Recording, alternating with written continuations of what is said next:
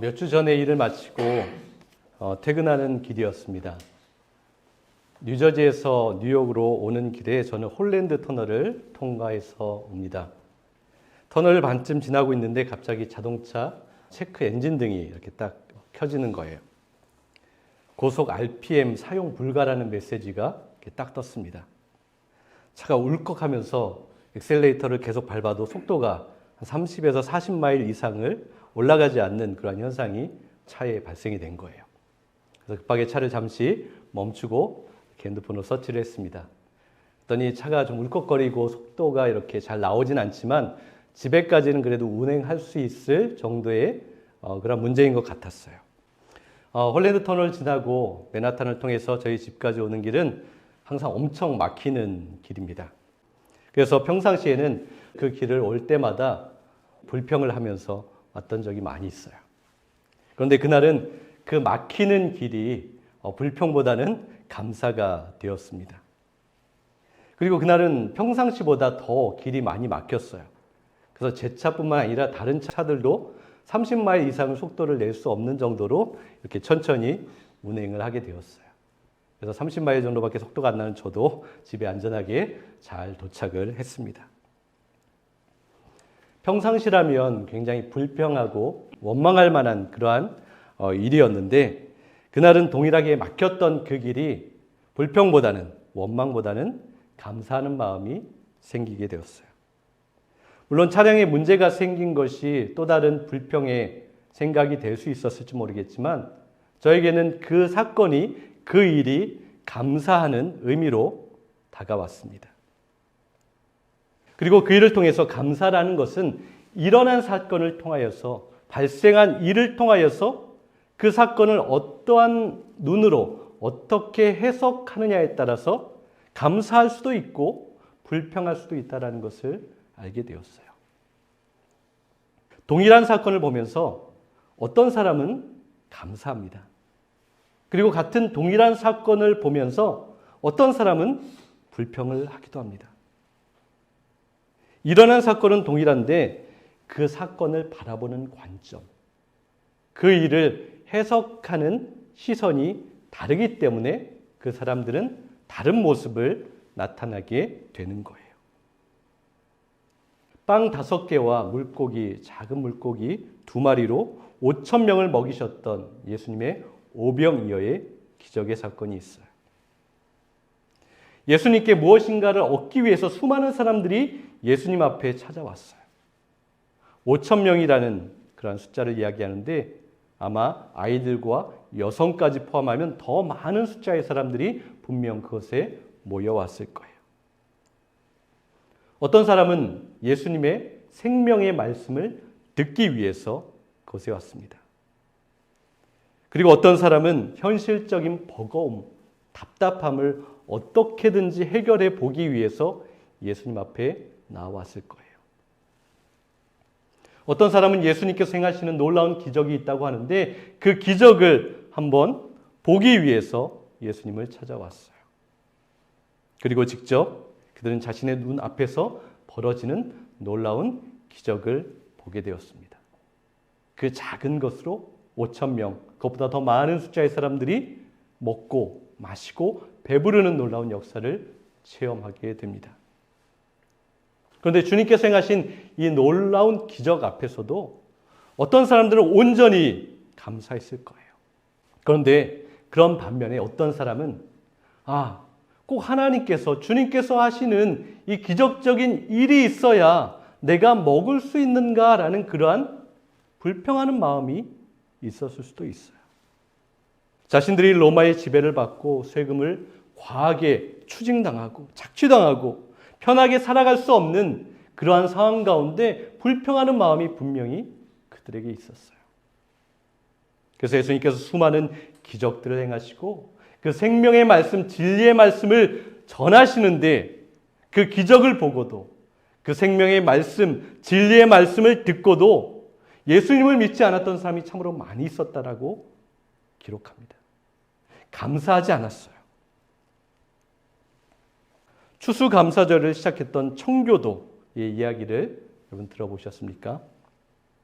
1620년 102명이 승선한 배는 영국을 출발해서 미지의 땅이었던 미국에 도착하게 되었어요. 그들이 계획했던 첫 번째 목적지는 당시의 버지니아라고 하는 뉴욕 인근의 땅이었습니다. 그런데 그들이 타고 있던 배는 물건을 운반하는 화물선이었고 대서양을 항해하기는 그렇게 크지 않은 작은 배였습니다. 그리고 항해 내내 불어오던 강한 북서풍과 그 해류의 문제로 인해서 그들이 도착하기를 원했던 곳보다는 북쪽으로 600마일이나 떨어진 매사추세츠의 플리머스라는 곳에 도착을 하게 됩니다. 가보셨던 분이 계신지 모르겠어요. 저는 아직 가보지 못했는데요. 거기에 도착을 하게 되는 거예요. 그런데 그들이 가장 혹독하게 추운 겨울에 그곳에 도착하게 되었어요. 그리고 그들이 지났던 그 겨울은 정말 고통의 시간이었습니다. 봄이 오기 전 3개월 동안에 그 같이 왔었던 사람들 중에 45명이 목숨을 잃게 됩니다. 추위와 전염병으로 그들이 목숨을 잃었어요. 얼마나 낙심이 되었을까요? 계획했던 목적지에서 벗어났고 생각하지도 못했던 상황에서 사랑하는 사람들이 목숨을 잃었어요. 하나님을 더 잘 믿어보려고, 하나님을 더욱더 잘 섬겨보려고 떠났던 그 믿음의 길이었는데 그들이 기대하지 않았던 일들이 발생을 한 거예요. 사실 탄식과 원망밖에 할 수 없는 상황이지 않겠습니까? 여러분 한번 생각해 보세요. 그러나 그들은 계속해서 살아갑니다. 때로 이해되지 않아도 그 가운데서 그들은 감사를 잃어버리지 않았어요. 그렇게 봄이 왔습니다. 이제 앞으로 먹고 살아가야 할 것이 걱정이 되었어요. 방법이 없었습니다. 그때 그들 앞에 스ኳ토라는 원주민이 찾아왔어요. 이 원주민은 영국에 노예로 잡혀갔다가 자신의 고향으로 돌아와 있었던 사람이었어요.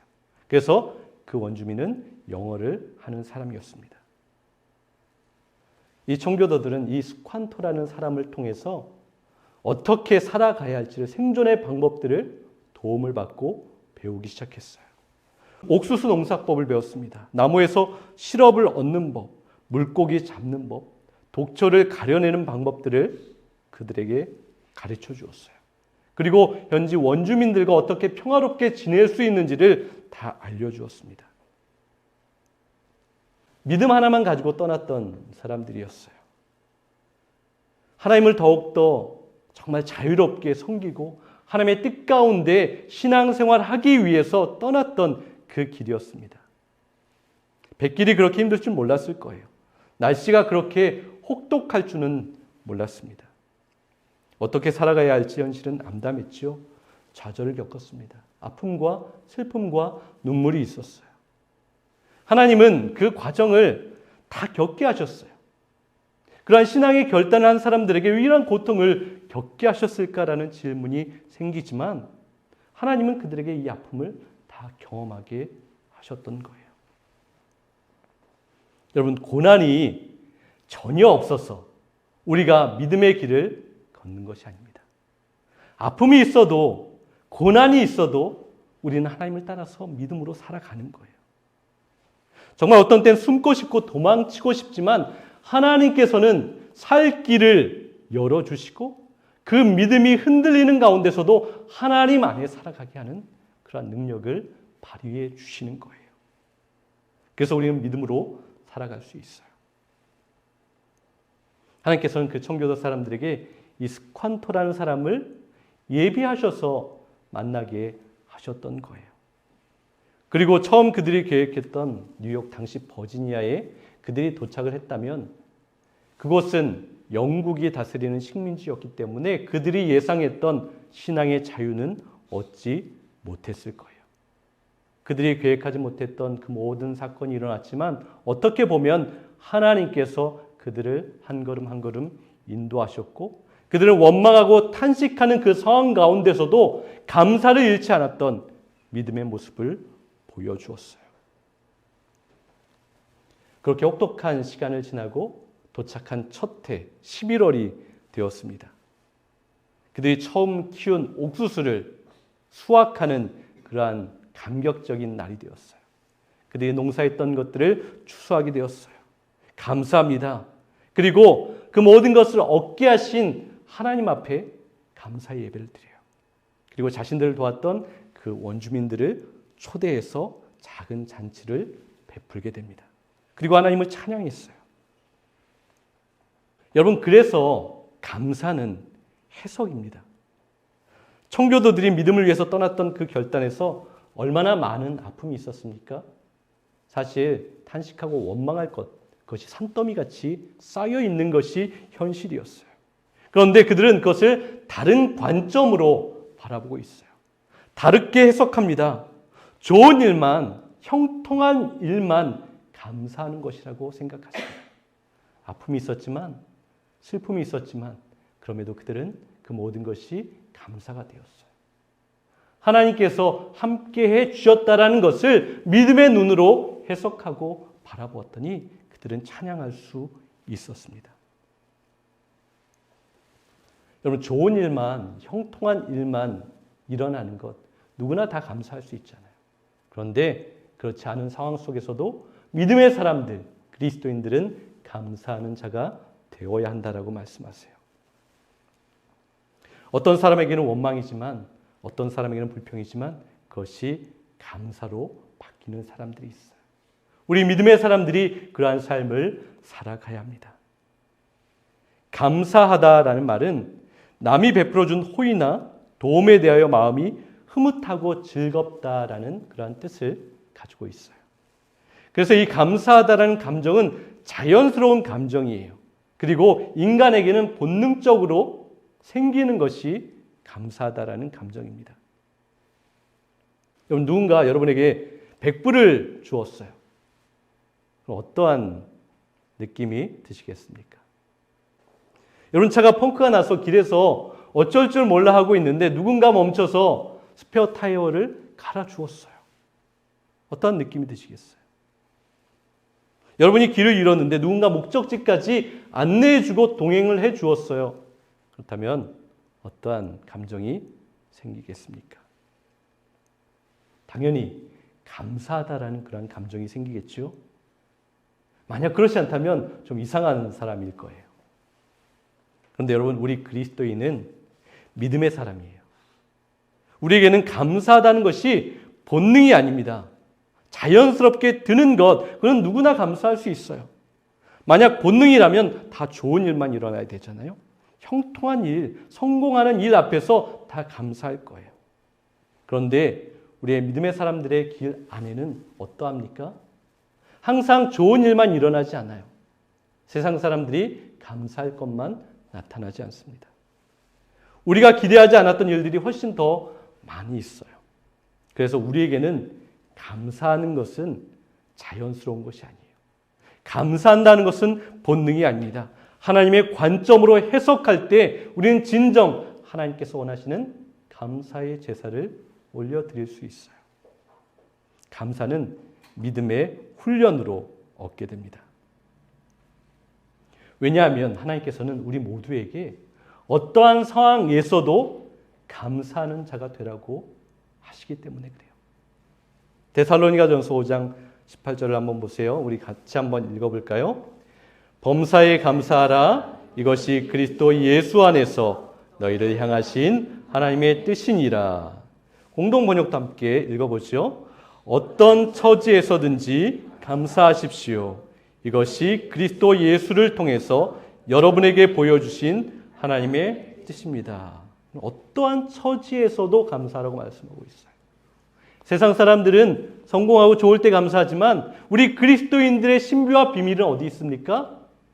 아프고 힘들고 고난의 상황에서도 감사할 수 있는 사람들이 믿음의 사람이라고 우리에게 말씀하세요. 그래서 예수님께서 믿는 자들에게 이러한 도전을 하십니다. 마태복음 5장 46절, 47절 한번 보세요. 너희를 사랑하는 사람만 너희가 사랑하면 무슨 상을 받겠느냐? 세리도 그만큼은 하지 않느냐? 또 너희가 너희 형제들에게만 인사를 하면서 지내면 남보다 나을 것이 무엇이냐? 이방 사람들도 그만큼은 하지 않느냐. 여러분, 주님이 도전하고 계세요. 우리가 누구나 감사할 것만을 감사하면 세속적인 삶을 따라 살아가는 삶과 다를 것이 무엇이 있겠습니까?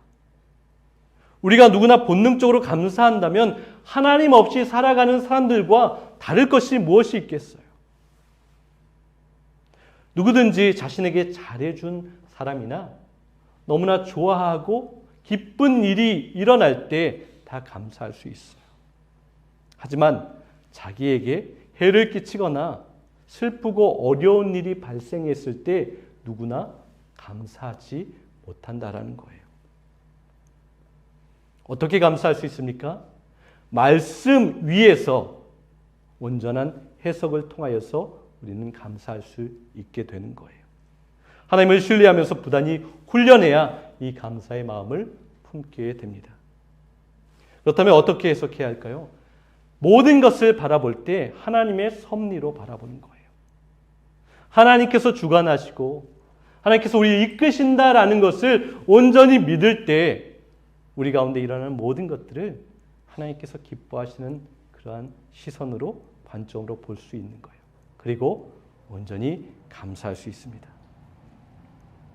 오늘 본문 시편 136편은 하나님께서 원하시는 참다운 감사의 모습을 기록하고 있어요.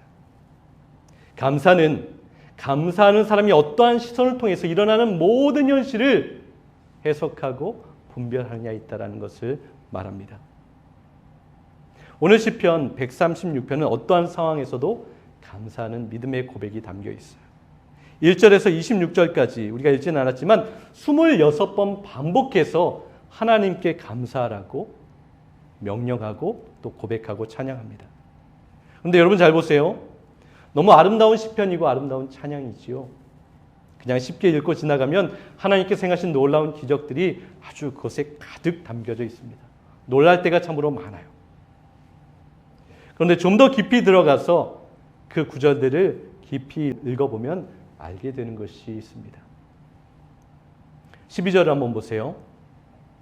이스라엘을 강한 손과 표심팔로 이끌어내신 분께 감사하라.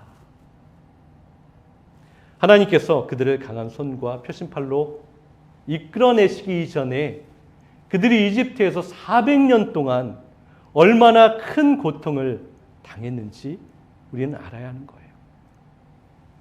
16절을 보세요. 자기 백성을 광야에서 인도하여 주신 분께 감사하라. 그 백성들이 죽음의 사막에서 목마름에 고통당했습니다. 먹을 것이 없어서 굶주림에 두려워하는 시간이 분명히 있었어요. 또 17절을 한번 보세요. 위대한 왕들을 치신 분께 감사하라. 가나안을 가는 약속의 땅을 가는 여정 가운데 수많은 싸움이 있었습니다. 전쟁이 있었어요. 그 전쟁 가운데 결과적으로 하나님께서 승리하게 하셨지만 그 과정 가운데 패할 때도 있었고요. 목숨을 잃는 그러한 사람들도 분명히 있었어요. 23절을 보세요.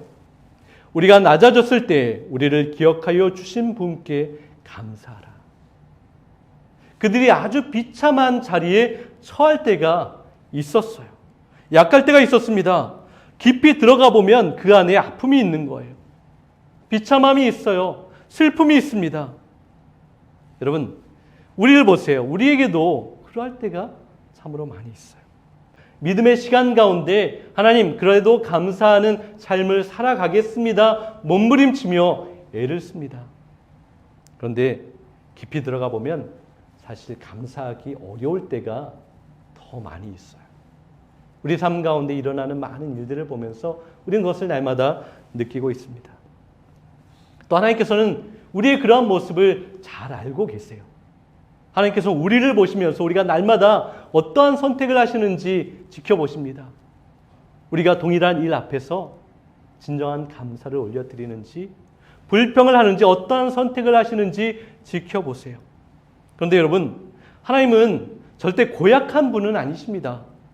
우리에게 고통스러운 상황을 만드시고 그 가운데 감사하지 않는지, 네가 감사하지 않으면 내가 너를 아주 혼내줄 거야.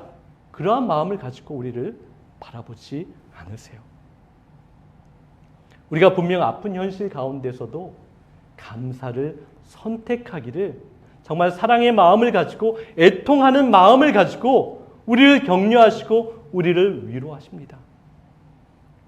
당연히 낙담하고 원망할 상황에도 세상과 다른 관점으로 그 모든 일들을 바라보고 해석함을 통하여서 우리가 날마다 감사하는 자가 되기를 하나님께서는 바라고 계세요. 여러분, 어떠한 처지에서도 감사하십시오. 감사를 잃지 마십시오. 감사를 포기하지 마십시오. 많은 사람들이 감사는 결과라고 이야기할 때가 많이 있어요. 그러나 여러분, 감사는 마지막 결과가 아닙니다. 진정한 감사는 그 과정 가운데 하나님 앞에 고백하는 것, 그것이 감사인 거예요. 그래서 아픔의 시간을 지날 때에도 그 과정 가운데서도 하나님 앞에 감사해야 되는 거예요. 많은 사람들은 그 과정은 빨리 지나가고 그 결과가 좋게 되었을 때 거기에 감사하는 것, 그것은 신앙의 초보 단계입니다. 진정한 믿음의 사람, 신앙이 성숙한 사람은 모든 그 과정 가운데 어려움과 아픔이 있어도 거기에서도 감사하는 거예요. 물질적인 어려움을 겪는 그 과정 가운데서도 하나님 앞에 감사해야 합니다. 배우자가 나를 속상하게 할 때에도 감사하는 거예요. 자녀가 내 말을 듣지 않는다 할지라도 그 과정에서 감사하는 거예요. 사업이 내가 생각했던 대로 풀리지 않고 번창하지 않아도 그 과정 가운데서 감사해야 합니다. 우리 교회가 기도하고 원하는 것들이 지금 이루어지지 않고 나타나지 않는 그 과정 가운데서도 하나님 앞에 큰 감사를 올려드려야 하는 거예요.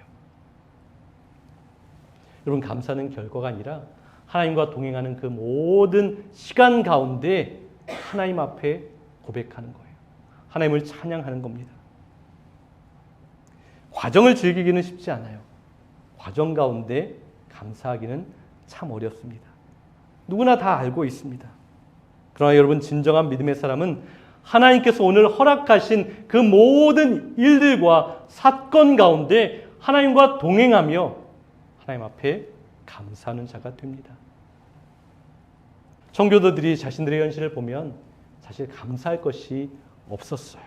그런데 그들은 다른 관점으로 해석했어요. 하나님에 대한 믿음을 포기하지 않았어요. 예배하는 것을 멈추지 않았습니다. 척박한 땅을 갈면서 그들은 눈물을 흘리며 감사했어요.